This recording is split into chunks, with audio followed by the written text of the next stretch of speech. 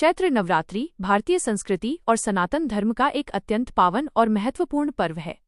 ये मात्र 9 दिनों का उपवास या पूजा पाठ नहीं है, बल्कि ये प्रकृति, आध्यात्मिकता और आंतरिक शक्ति के पुनर्जागरण का एक महापर्व है। हिंदू पंचांग के अनुसार चैत्र मास के शुक्ल पक्ष की प्रतिपदा तिथि से इस उत्सव का आरंभ होता है, जो न केवल एक धार्मिक अनुष्ठान है, बल्कि भारतीय नववर्ष के आगमन का प्रतीक भी है। जब संपूर्ण प्रकृति वसंत के आगमन से पल्लवित और पुष्पित हो रही होती है, तब यह पर्व हमारे जीवन में नई ऊर्जा और चेतना का संचार करता है। इस महापर्व का धार्मिक और आध्यात्मिक महत्व अत्यंत गहरा है। शास्त्रों के अनुसार चैत्र नवरात्रि के दौरान ही ब्रह्मा जी ने सृष्टि की रचना का आरंभ किया था, इसीलिए इसे सृष्टि के आरंभ का काल भी माना जाता है। यह समय सतयुग के प्रारंभ का भी प्रतीक है। आध्यात्मिक दृष्टि से देखा जाए तो नव का अर्थ नौ भी है और नया भी। अतः ये 9 रातें साधक के लिए अपने भीतर की नकारात्मकता को त्याग कर नवीनता की ओर बढ़ने का अवसर होती हैं।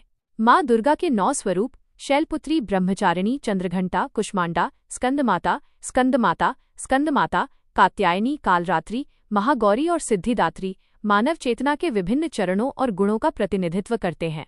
इन 9 दिनों में की जाने वाली साधना व्यक्ति को शारीरिक, मानसिक और आध्यात्मिक रूप से शुद्ध करती है।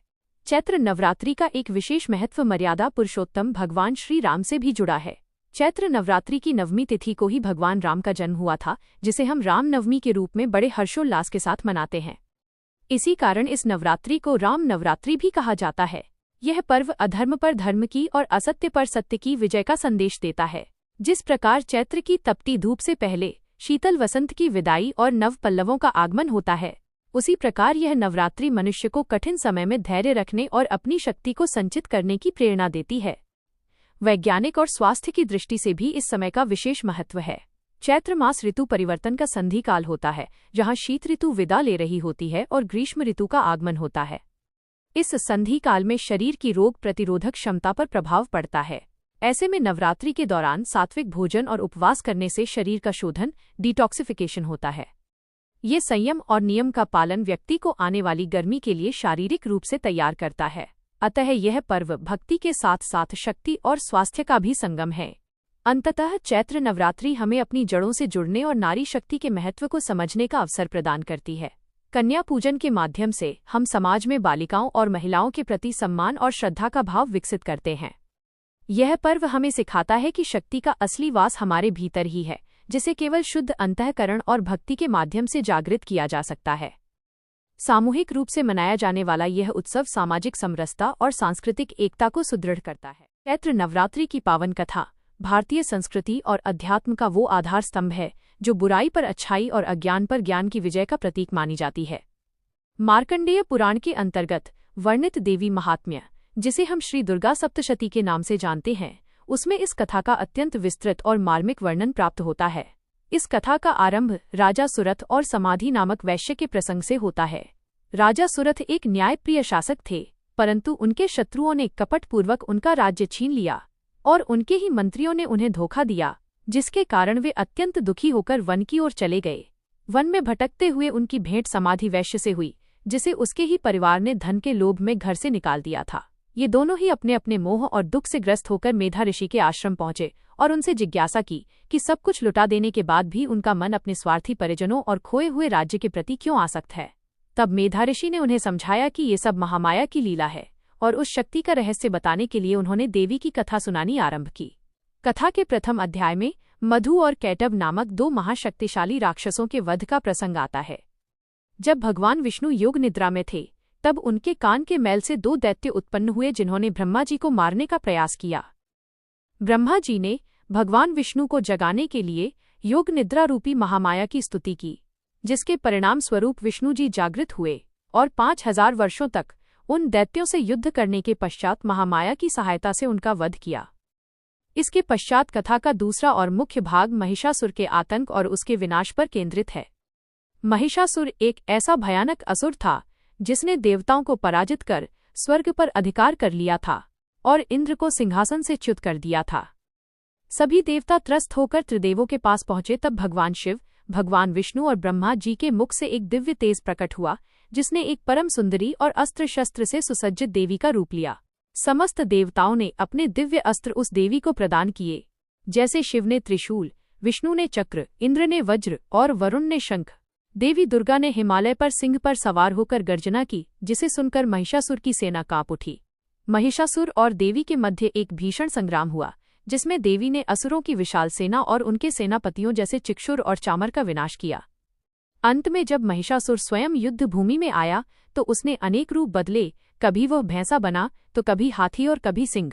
देवी ने अपने चरणों से उसे दबाकर और त्रिशूल से उसके वक्षस्थल पर प्रहार कर उसका वध कर दिया, जिसके बाद देवताओं ने देवी की स्तुति की और जगत में शांति स्थापित हुई। कथा का अगला चरण शुंभ और निशुंभ नामक भाइयों के अत्याचार से जुड़ा है, जिन्होंने पुनः देवताओं को स्वर्ग से निकाल दिया था। इस बार देवी ने कौशिकी के रूप में अवतार लिया और अपनी माया से चंड और मुंड नामक असुरों का सामना किया। इस युद्ध के दौरान देवी के ललाट से काली प्रकट हुई, जिन्होंने चंड और मुंड का संहार किया, जिसके कारण उन्हें चामुंडा कहा गया। इसके पश्चात रक्तबीज नामक एक और भयानक असुर आया, जिसकी विशेषता यह थी कि उसके रक्त की एक भी बूंद यदि धरती पर गिरती तो उससे वैसा ही एक और असुर उत्पन्न हो जाता था। देवी काली ने अपनी जिह्वा फैलाकर उसका सारा रक्त पी लिया और इस प्रकार रक्तबीज का अंत हुआ। अंत में देवी ने शुंभ और निशुंभ का वध कर त्रिलोकी को भयमुक्त किया। मेधा ऋषि की इस कथा को सुनकर राजा सुरथ और वैश्य समाधि ने देवी की आराधना की, जिससे प्रसन्न होकर देवी ने राजा को उनका राज्य वापस दिलाया और वैश्य को परम ज्ञान प्रदान किया। चैत्र नवरात्रि का यह उत्सव उसी आदिशक्ति के 9 स्वरूपों की पूजा का विधान है, जो हमें सिखाता है कि कठिन से कठिन समय में भी यदि श्रद्धा और भक्ति अटूट हो तो दैवीय शक्ति सदैव सहायता के लिए तत्पर रहती है। यह 9 दिन आत्मशुद्धि, संयम और शक्ति के संचय के दिन हैं, जिसमें भक्त उपवास और साधना के माध्यम से अपने भीतर की तामसी प्रवृत्तियों को समाप्त कर सात्विक ऊर्जा का संचार करते हैं। प्रत्येक वर्ष चैत्र मास के शुक्ल पक्ष की प्रतिपदा से शुरू होने वाला ये महापर्व न केवल धार्मिक महत्व रखता है, बल्कि यह ऋतु परिवर्तन के साथ हमारे शरीर और मन को भी नव ऊर्जा से भर देता है। 9 दिनों में माँ दुर्गा के 9 अलग अलग स्वरूपों की पूजा की जाती है, जिन्हें नवदुर्गा कहा जाता है। नवरात्रि के 9 रूप और उनकी कथा का महत्व। चैत्र नवरात्रि के पावन पर्व का शुभारंभ माँ दुर्गा के प्रथम स्वरूप माँ शैलपुत्री की आराधना से होता है। हिंदू धर्म ग्रंथों और विशेषकर मार्कंडेय पुराण के अनुसार देवी के इस स्वरूप की कथा अत्यंत दिव्य और प्रेरणादायक है। आदिकाल में जब सृष्टि अपने विकास क्रम में थी, तब सती के आत्मदाह के पश्चात महादेव घोर तपस्या में लीन हो गए थे। इसी कालखंड में सती ने पुनर्जन्म लिया और वे हिमालय राज की पुत्री के रूप में अवतरित हुईं। पर्वतराज हिमालय की पुत्री होने के कारण ही इनका नाम शैलपुत्री पड़ा। शैल का अर्थ होता है पत्थर या पर्वत और पुत्री का अर्थ है कन्या। माँ शैलपुत्री अडिगता और स्थिरता का प्रतीक मानी जाती हैं। उनके स्वरूप का वर्णन करते हुए शास्त्रों में कहा गया है कि वे श्वेत वस्त्र धारण करती हैं और उनके मस्तक पर अर्धचंद्र सुशोभित है। उनके दाहिने हाथ में त्रिशूल है, जो सत्व, रज और तम गुणों पर नियंत्रण का प्रतीक है, और बाएं हाथ में कमल का पुष्प है, जो कीचड़ में रहकर भी पवित्र बने रहने की शिक्षा देता है। माँ शैलपुत्री का वाहन वृषभ यानी बैल है, जिस कारण उन्हें वृषारूढ़ा भी कहा जाता है। माँ शैलपुत्री के इस अवतार की पृष्ठभूमि सती के पूर्व जन्म से जुड़ी है। कथा के अनुसार एक बार प्रजापति दक्ष ने एक विशाल यज्ञ का आयोजन किया था, जिसमें उन्होंने सभी देवताओं और ऋषियों को आमंत्रित किया, परंतु अपने ही जमाता भगवान शिव को अपमानित करने के उद्देश्य से उन्हें निमंत्रण नहीं भेजा। माता सती को जब इस यज्ञ के बारे में पता चला तो उनका मन वहां जाने के लिए व्याकुल हो उठा। भगवान शिव ने उन्हें समझाया कि बिना निमंत्रण जाना उचित नहीं है और यह मान मर्यादा के विरुद्ध है, परंतु सती के बार बार आग्रह करने पर शिव ने उन्हें जाने की अनुमति दे दी। जब सती अपने पिता दक्ष के घर पहुंची तो वहां उनका स्वागत किसी ने प्रेमपूर्वक नहीं किया, बल्कि उनकी बहनों ने उपहास किया और दक्ष ने भगवान शिव के प्रति अपमानजनक शब्दों का प्रयोग किया। अपने पति का अपमान और तिरस्कार सती सहन नहीं कर पाईं और उन्होंने उसी यज्ञ की वेदी की योगाग्नि में स्वयं को भस्म कर दिया। सती के देह त्याग से शिव अत्यंत क्रोधित हुए और उन्होंने दक्ष के यज्ञ का विध्वंस कर दिया। यही सती अगले जन्म में हिमालय की घर पुत्री बनकर जन्मी। पर्वतराज हिमालय की पुत्री होने के कारण वे शैलपुत्री कहलाईं। माँ शैलपुत्री ने कठोर तपस्या करके पुनः भगवान शिव को प्राप्त किया। नवरात्रि के प्रथम दिन साधक अपने मन को मूलाधार चक्र में स्थित करते हैं। ये योग साधना का प्रथम सोपान है, जहाँ से चेतना की ऊर्ध्वगामी यात्रा प्रारंभ होती है। माँ शैलपुत्री की पूजा से व्यक्ति के जीवन में स्थिरता आती है और वो अपने लक्ष्यों के प्रति पर्वत की भांति अडिग रहता है। उनकी पूजा में चमेली के फूल अर्पित किए जाते हैं और उन्हें गाय के शुद्ध घी का भोग लगाया जाता है, जिससे भक्त को आरोग्य और ऐश्वर्य की प्राप्ति होती है। माँ का ये स्वरूप संपूर्ण प्रकृति का प्रतिनिधित्व करता है और हमें सिखाता है कि जिस प्रकार हिमालय अडिग है, उसी प्रकार हमें भी अपने धर्म और मार्ग पर दृढ़ रहना चाहिए। चैत्र नवरात्रि के इस प्रथम दिवस पर माँ शैलपुत्री की कथा का श्रवण और मनन करने से साधक के जीवन के समस्त विकार दूर हो जाते हैं और उसे परम शांति की प्राप्ति होती है। उनकी कृपा से ही भक्त को आध्यात्मिक ऊर्जा प्राप्त होती है, जो उसे शेष 8 दिनों की कठिन साधना के लिए तैयार करती है। चैत्र नवरात्रि के पावन पर्व का दूसरा दिन आदिशक्ति माँ दुर्गा के द्वितीय स्वरूप माँ ब्रह्मचारिणी को समर्पित है। माँ ब्रह्मचारिणी का ये रूप अनंत फल प्रदान करने वाला और भक्तों को तप, त्याग, वैराग्य, सदाचार और संयम की वृद्धि कराने वाला माना जाता है। माँ के इस दिव्य स्वरूप की कथा अत्यंत प्रेरणादायक और भक्तिपूर्ण है। पौराणिक मान्यताओं के अनुसार माँ ब्रह्मचारिणी का जन्म पर्वतराज हिमालय के घर पुत्री के रूप में हुआ था। नारद जी के उपदेश से उन्होंने भगवान शिव को पति के रूप में प्राप्त करने के लिए अत्यंत कठिन तपस्या करने का संकल्प लिया। उनकी इस कठिन तपस्या के कारण ही उनका नाम ब्रह्मचारिणी पड़ा, जहाँ ब्रह्म का अर्थ तपस्या और चारिणी का अर्थ आचरण करने वाली है। माँ ब्रह्मचारिणी ने अपनी तपस्या के प्रथम चरण में केवल फलों और फूलों का आहार लेकर 1000 वर्ष व्यतीत किए। इसके बाद उन्होंने 100 वर्षों तक केवल जमीन पर रहकर शाक सब्जियों पर निर्वाह किया। उनकी भक्ति और संकल्प की शक्ति इतनी प्रबल थी कि उन्होंने कई वर्षों तक कठिन उपवास रखे और खुले आकाश के नीचे वर्षा, धूप और घोर शीत के कष्ट सहे। इस कठिन तपस्या के अगले चरण में उन्होंने केवल टूटे हुए बिल्व पत्रों का सेवन किया और 3000 वर्षों तक भगवान शिव की आराधना में लीन रहीं। इसके पश्चात उन्होंने सूखे बिल्व पत्र खाना भी छोड़ दिया और कई हजार वर्षों तक निर्जल और निराहार रहकर तपस्या की। पत्तों को खाना छोड़ देने के कारण ही उनका एक नाम अपर्णा भी पड़ा। हजारों वर्षों की इस अलौकिक और घोर तपस्या के कारण माँ का पूर्व जन्म का शरीर अत्यंत क्षीण हो गया। उनकी स्थिति देखकर उनकी माता मैना अत्यंत दुखी हुई और उन्होंने उन्हें इस कठिन तप से विरत करने के लिए उमा ओ नहीं कहकर पुकारा, जिससे माँ का एक नाम उमा भी प्रसिद्ध हुआ। माँ ब्रह्मचारिणी की इस कठिन तपस्या से तीनों लोकों में हाहाकार मच गया। देवता, ऋषि, सिद्धगण और मुनि सभी ने उनकी इस तपस्या की सराहना की और इसे अभूतपूर्व बताया। अंत में पितामह ब्रह्मा जी ने आकाशवाणी के माध्यम से उन्हें संबोधित करते हुए कहा कि हे देवी, आज तक किसी ने भी ऐसी कठिन तपस्या नहीं की है। तुम्हारी यह मनोकामना अवश्य पूर्ण होगी और भगवान शिव तुम्हें पति के रूप में प्राप्त होंगे। माँ ब्रह्मचारिणी का स्वरूप अत्यंत भव्य और ज्योतिर्मय है। वे श्वेत वस्त्र धारण करती हैं और उनके दाहिने हाथ में जपकी माला तथा बाएं हाथ में कमंडल शोभायमान रहता है। माँ का ये स्वरूप हमें ये संदेश देता है कि जीवन के कठिन संघर्षों में भी मन को विचलित नहीं करना चाहिए और अपने लक्ष्य की प्राप्ति के लिए निरंतर प्रयत्नशील रहना चाहिए।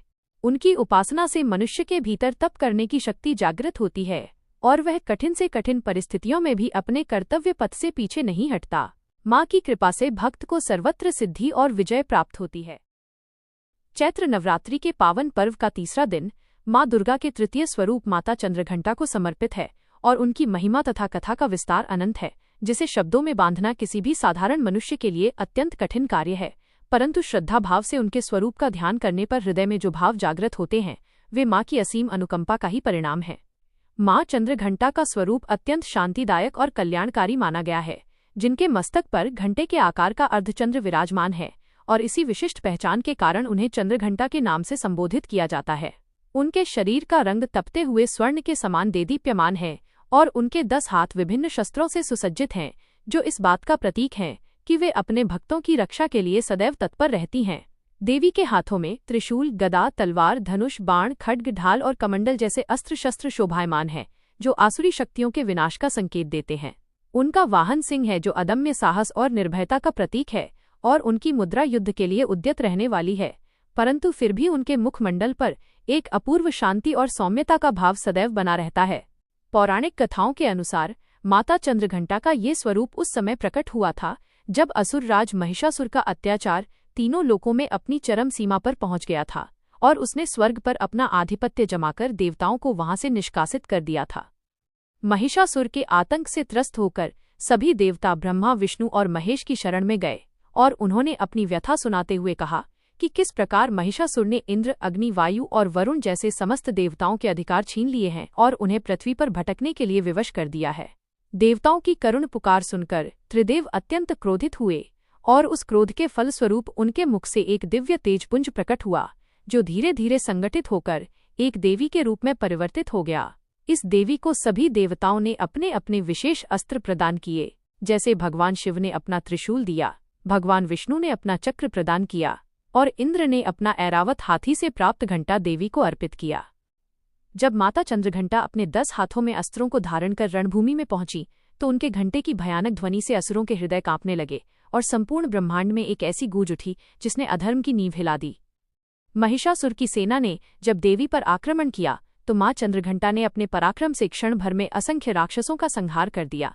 उनके घंटे की ध्वनि ही इतनी शक्तिशाली थी कि कई असुर तो केवल उस शब्द को सुनकर ही प्राणहीन हो गए। युद्ध के मैदान में देवी का स्वरूप जितना उग्र था, भक्तों के लिए वह उतना ही ममतामयी भी था, क्योंकि उन्होंने केवल धर्म की स्थापना और निर्दोषों के कष्ट हरने के लिए यह विकराल रूप धारण किया था। मां चंद्रघंटा की उपासना करने से साधक के भीतर साहस और निडरता का संचार होता है और उसके मुख, आंखों तथा संपूर्ण काया में एक विशेष कांति का वास होने लगता है। नवरात्रि के तीसरे दिन साधक का मन मणिपुर चक्र में प्रविष्ट होता है, जहां मां चंद्रघंटा की कृपा से उसे अलौकिक सुगंधियों और दिव्य ध्वनियों का अनुभव होने लगता है। इस दिन की पूजा का विशेष महत्व है, क्योंकि ये भक्त को सांसारिक कष्टों से मुक्ति दिलाकर उसे एकाग्रता और धैर्य प्रदान करती है। मां की आराधना में सुनहरे या पीले रंग के वस्त्रों का प्रयोग अत्यंत शुभ माना जाता है और उन्हें दूध से बनी मिठाइयों या खीर का भोग लगाने की परंपरा है, क्योंकि माता को श्वेत वस्तुएं और दूध अति प्रिय है।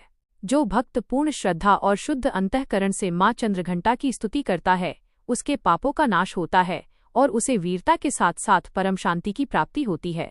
उनकी कथा हमें ये सिखाती है कि चाहे बुराई कितनी भी शक्तिशाली क्यों न हो, सत्य और धर्म की शक्ति के सामने उसे एक दिन नतमस्तक होना ही पड़ता है। मां चंद्रघंटा का घंटा हमें निरंतर सचेत रहने की प्रेरणा देता है कि हम अपने जीवन में अधर्म के विरुद्ध सदैव जागृत रहें और अपनी आंतरिक शक्तियों को पहचानकर लोक कल्याण के मार्ग पर प्रशस्त हों। चैत्र नवरात्रि के पावन पर्व पर चतुर्थी तिथि का विशेष महत्व है, जो आदिमयी शक्ति के चतुर्थ स्वरूप मां कुष्मांडा को समर्पित है। इस दिन की कथा सृष्टि के आरंभ से लेकर ब्रह्मांड की रचना और आदिशक्ति के उस स्वरूप के प्राकट्य तक विस्तृत है, जिसने शून्य में जीवन की चेतना प्रवाहित की थी। पौराणिक मान्यताओं के अनुसार जब चारों ओर घोर अंधकार छाया हुआ था और चराचर जगत का कोई अस्तित्व नहीं था, न कहीं समय की गति थी और न ही कोई तत्व मौजूद था, तब उस महाशून्य में केवल अंधकार का साम्राज्य व्याप्त था। इसी गहन अंधकार के बीच एक दिव्य प्रकाश की किरण पुंज के रूप में मां कुष्मांडा का आविर्भाव हुआ। देवी का यह स्वरूप मंद मंद मुस्कान से युक्त है और उनकी इसी अल्प मुस्कान मात्र से ब्रह्मांड में हलचल पैदा हुई और सृष्टि की रचना का मार्ग प्रशस्त हुआ।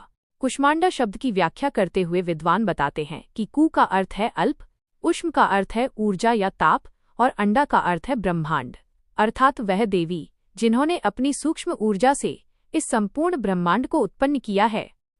मां कुष्मांडा का निवास सूर्यमंडल के भीतर के लोकों में माना जाता है, क्योंकि उनमें सूर्य के समान ही तेजस्वी प्रभा और ताप को सहने की असीम शक्ति है।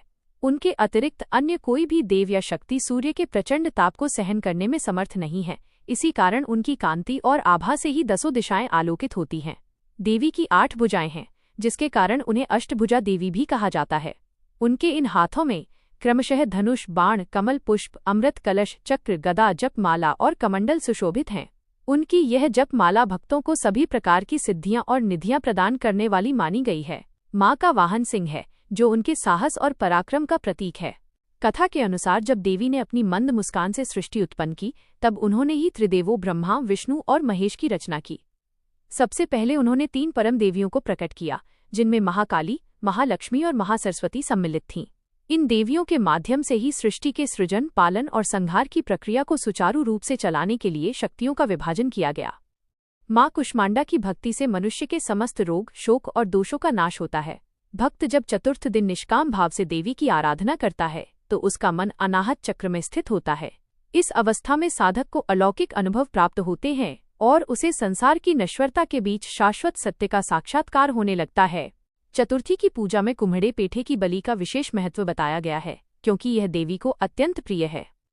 भक्त इस दिन देवी को मालपुआ का भोग लगाते हैं और उनसे बुद्धि, यश और लंबी आयु की प्रार्थना करते हैं। देवी का यह स्वरूप हमें सिखाता है कि कठिन से कठिन परिस्थितियों में भी एक मुस्कान मात्र से नई सृष्टि का सृजन किया जा सकता है। उनकी कृपा से भक्त के जीवन में जो अंधकार और निराशा व्याप्त होती है, वह ज्ञान और आनंद के प्रकाश में परिवर्तित हो जाती है।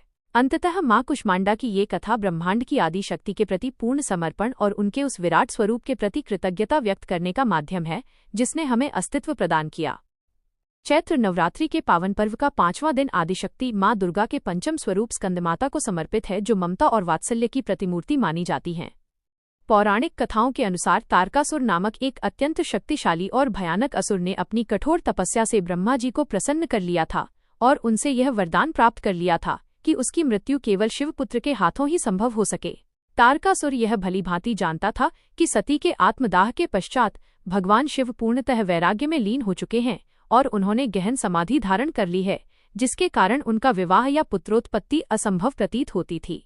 इस वरदान के अहंकार में डूबकर तारकासुर ने तीनों लोकों में हाहाकार मचा दिया और देवताओं को स्वर्ग से निष्कासित कर दिया, जिससे चारों ओर अधर्म और भय का साम्राज्य व्याप्त हो गया।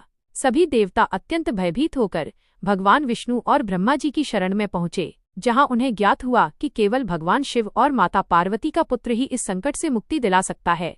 अंततः भगवान शिव और माता पार्वती के मिलन से एक दिव्य तेज उत्पन्न हुआ, जिसे अग्निदेव ने गंगा में प्रवाहित कर दिया और उसी तेज से कार्तिकेय का जन्म हुआ, जिन्हें स्कंद भी कहा जाता है। स्कंदमाता वही देवी है जो अपनी गोद में 6 मुखों वाले बाल कार्तिकेय को धारण किए हुए हैं और उन्हें युद्ध के लिए तैयार करती हैं। देवी का यह स्वरूप श्वेत वर्ण का है, जिनकी 4 भुजाएं हैं, जिनमें से 2 भुजाओं में वे कमल के पुष्प धारण करती हैं तथा एक हाथ से बालक कार्तिकेय को थामे हुए हैं और दूसरा हाथ भक्त को आशीर्वाद देने वाली वरमुद्रा में रहता है।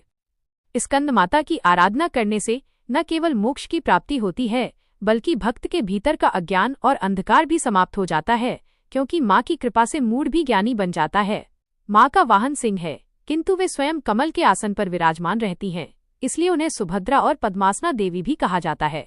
स्कंदमाता की कथा हमें ये सिखाती है कि ममता में ही अपार शक्ति छिपी होती है और जब एक माता अपने पुत्र को धर्म की रक्षा के लिए तैयार करती है तो वो स्कंदमाता के रूप में जगत का कल्याण करती है।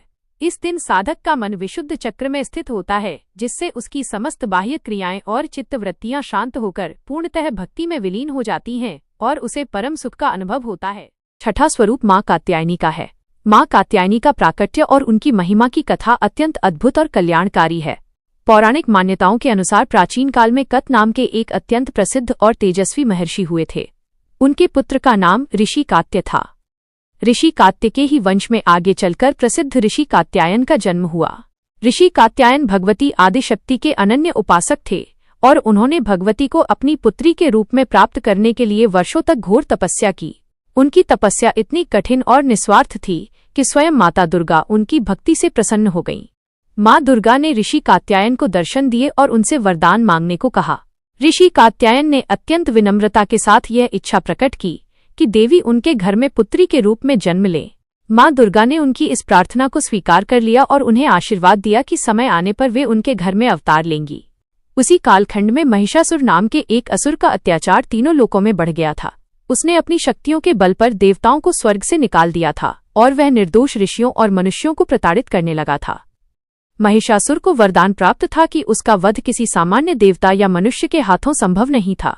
जब महिषासुर का पाप का घड़ा भर गया, तब ब्रह्मा, विष्णु और महेश के तेज से एक दिव्य शक्ति का उदय हुआ। इसी दिव्य तेज ने महर्षि कात्यायन के आश्रम में पुत्री के रूप में जन्म लिया। चूंकि इनका जन्म ऋषि कात्यायन के यहाँ हुआ था, इसीलिए इनका नाम कात्यायनी पड़ा। माँ कात्यायनी का स्वरूप स्वर्ण के समान चमकीला और अलौकिक है। उनके 4 हाथ हैं, जिनमें वे तलवार, ढाल, कमल का फूल और वरमुद्रा धारण करती हैं। माँ का ये स्वरूप अत्यंत सौम्य और साथ ही शत्रुओं के लिए अत्यंत भयंकर भी है। माँ कात्यायनी के प्राकट्य के बाद महर्षि कात्यायन ने सबसे पहले उनकी 3 दिनों तक विधि विधान से पूजा की। इसके पश्चात दशमी तिथि के दिन माँ कात्यायनी ने महिषासुर के साथ भीषण युद्ध किया और अंततः उसका वध कर देवताओं को उसके आतंक से मुक्त कराया। माँ कात्यायनी की पूजा का विशेष महत्व माना गया है। शास्त्रों के अनुसार जो साधक चैत्र नवरात्रि के छठे दिन माँ कात्यायनी की भक्तिभाव से पूजा करते हैं, उनके जीवन से सभी प्रकार के शोक, रोग और संताप नष्ट हो जाते हैं। माँ कात्यायनी को ब्रजमंडल की अधिष्ठात्री देवी भी माना जाता है। द्वापर युग में भगवान श्री कृष्ण को पति के रूप में प्राप्त करने के लिए ब्रज की गोपियों ने यमुना के तट पर इन्हीं माँ कात्यायनी की पूजा की थी। इसीलिए विवाह में आने वाली बाधाओं को दूर करने और सुयोग्य जीवन साथी की प्राप्ति के लिए भी माँ कात्यायनी की उपासना अमोघ मानी जाती है। माँ कात्यायनी का ध्यान करने से साधक को धर्म, अर्थ, काम और मोक्ष, इन चारों पुरुषार्थों की प्राप्ति सहज ही हो जाती है। उनकी भक्ति से आज्ञा चक्र जागृत होता है, जिससे भक्त को अलौकिक शक्तियों का अनुभव होने लगता है। माँ कात्यायनी को शहद अत्यंत प्रिय है, इसलिए छठे दिन के भोग में शहद अर्पित करने का विधान है। उनकी पूजा में लाल और पीले रंगों का प्रयोग शुभ माना जाता है, जो ऊर्जा और पवित्रता का प्रतीक है। माँ कात्यायनी की यह कथा हमें सिखाती है कि जब भी अधर्म और अत्याचार बढ़ता है, तब ईश्वरीय शक्ति किसी न किसी रूप में अवतरित होकर सत्य की स्थापना करती है। उनकी आराधना से मनुष्य के भीतर साहस और धैर्य का संचार होता है, जिससे वो कठिन से कठिन परिस्थितियों का सामना करने में सक्षम बनता है। दिन माँ भगवती के 7वें स्वरूप माँ कालरात्रि को समर्पित है, जो अपने नाम के अनुरूप अत्यंत भयंकर और विनाशकारी रूप वाली हैं, परंतु अपने भक्तों के लिए उतनी ही ममतामयी और शुभ फल देने वाली मानी जाती हैं। भारतीय आध्यात्मिक ग्रंथों और पुराणों, विशेषकर श्री दुर्गा सप्तशती में माँ कालरात्रि की महिमा और उनके प्राकट्य की कथा का जो विस्तार मिलता है, वो ब्रह्मांड की उन आसुरी शक्तियों के नाश का प्रतीक है, जो धर्म और नैतिकता की जड़ों को हिला देती हैं। जब महिषासुर के वध के पश्चात असुरों का आतंक पुनः बढ़ा और शुंभ निशुंभ नामक 2 महाशक्तिशाली असुरों ने इंद्र का सिंहासन छीनकर स्वर्ग पर अपना आधिपत्य जमा लिया, तब देवताओं की करुण पुकार पर माँ अंबिका के ललाट से माँ कालरात्रि का प्राकट्य हुआ। इस कथा का मर्म समझने के लिए हमें उस समय की परिस्थितियों को देखना होगा, जब रक्तबीज नामक असुर ने चराचर जगत में त्राही त्राही मचा रखी थी, क्योंकि उसे यह वरदान प्राप्त था कि उसके शरीर से रक्त की एक भी बूंद यदि भूमि पर गिरेगी तो उससे उसके समान ही बलशाली दूसरा असुर खड़ा हो जाएगा। माँ कालरात्रि का स्वरूप अत्यंत विकराल है। उनका वर्ण अंधकार के समान काला है, बाल बिखरे हुए हैं और उनके गले में विद्युत की चमक वाली माला सुशोभित है। माँ के 3 नेत्र हैं, जो ब्रह्मांड के समान गोल हैं और जिनसे अग्नि की भयंकर किरणें निकलती रहती हैं। उनकी नासिका से श्वास प्रश्वास के साथ अग्नि की ज्वालाएं निकलती हैं और उनका वाहन गर्दभ अर्थात गधा है। माँ के 4 हाथ हैं, जिनमें से एक हाथ में खड्ग और दूसरे में लोहे का अस्त्र है, जबकि शेष 2 हाथ वरमुद्रा और अभय मुद्रा में हैं, जो ये संदेश देते हैं कि दुष्टों के लिए काल होने के बावजूद वे अपने भक्तों की रक्षा के लिए सदैव तत्पर रहती हैं। रक्तबीज के साथ युद्ध के समय जब माँ दुर्गा ने देखा कि उसे मारना असंभव होता जा रहा है, क्योंकि हर बूंद से नए राक्षस पैदा हो रहे थे, तब उन्होंने क्रोध में आकर अपने ही तेज से कालरात्रि को उत्पन्न किया। माँ कालरात्रि ने अपने विकराल मुख को फैला लिया और रक्तबीज के रक्त को भूमि पर गिरने से पहले ही अपने मुख में पीना प्रारंभ कर दिया, जिससे नए राक्षसों का जन्म रुक गया और अंततः उस महाबली असुर का अंत हुआ। कालरात्रि माता को शुभंकरी भी कहा जाता है, क्योंकि उनका यह भयावह रूप केवल नकारात्मकता और पाप के नाश के लिए है, जबकि हृदय से वे अत्यंत कोमल हैं और उनकी पूजा करने वाले साधक को किसी भी प्रकार के भय या बाधा का सामना नहीं करना पड़ता। जो साधक नवरात्रि के 7वें दिन पूर्ण निष्ठा और पवित्रता के साथ माँ के इस स्वरूप का ध्यान करता है, उसके समस्त पापों का नाश हो जाता है और उसे अक्षय पुण्य की प्राप्ति होती है। तंत्र साधना में भी माँ कालरात्रि का विशेष महत्व है, क्योंकि वे काल की अधिष्ठात्री देवी हैं और समय के चक्र को नियंत्रित करती हैं। उनकी पूजा से ग्रहों की बाधाएं शांत होती हैं और विशेष रूप से शनि दोष से मुक्ति मिलती है। माँ हमें ये सिखाती हैं कि सत्य की रक्षा के लिए कभी कभी कठोर रूप धारण करना भी आवश्यक होता है, और बुराई कितनी भी बलशाली क्यों न हो, वो माँ के तेज के सामने टिक नहीं सकती। उनके इस स्वरूप का स्मरण करते ही भक्तों के भीतर साहस का संचार होता है और वे सांसारिक भय से मुक्त होकर मोक्ष की ओर अग्रसर होते हैं।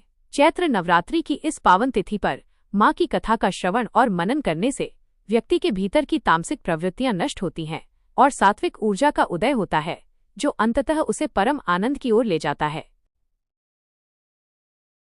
चैत्र नवरात्रि के पावन पर्व का 8वां दिन माँ महागौरी को समर्पित होता है, जो पूर्णतः ममता, शांति और पवित्रता का साक्षात स्वरूप हैं। हिंदू धर्म ग्रंथों के अनुसार माँ महागौरी का ये स्वरूप अत्यंत सौम्य और कल्याणकारी माना गया है, क्योंकि इनके नाम का अर्थ ही है महान गौरव वाली और अत्यंत श्वेत वर्ण वाली देवी।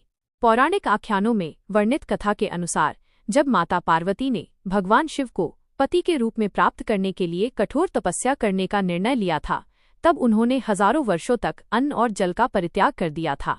इस भीषण तपस्या के दौरान माता का शरीर धूप, वर्षा, धूल और मिट्टी के कारण अत्यंत काला पड़ गया था और वे बिल्कुल क्षीण हो गई थीं। उनके इस अटूट संकल्प को देखकर महादेव अत्यंत प्रसन्न हुए और उन्होंने अपनी दिव्य दृष्टि उन पर डाली।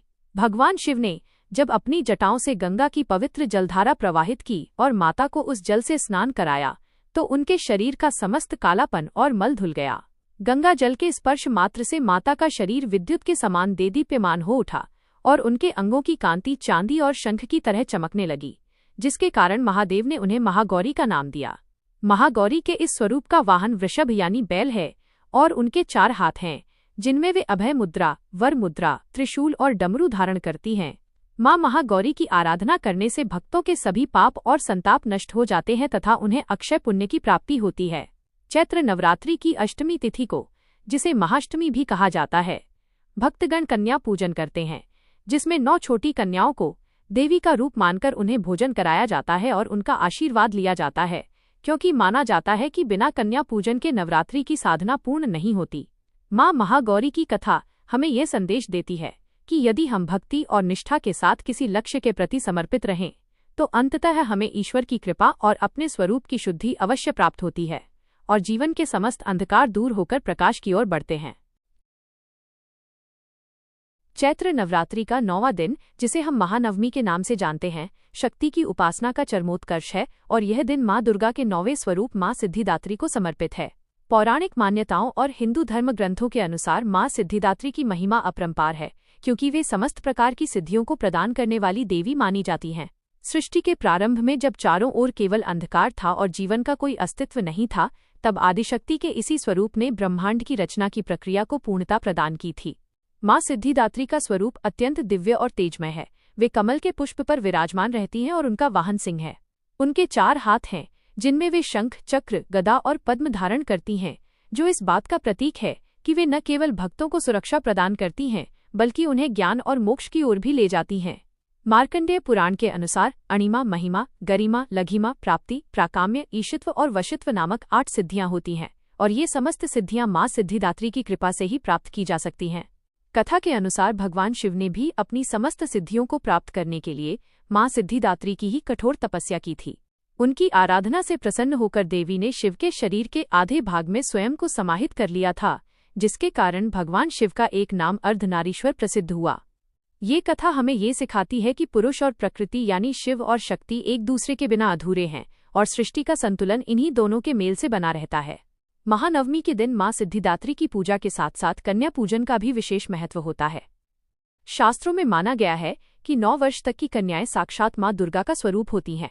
इसलिए भक्त 9 कन्याओं को भोजन कराकर, उनके पैर पखारकर और उन्हें उपहार देकर मां का आशीर्वाद प्राप्त करते हैं।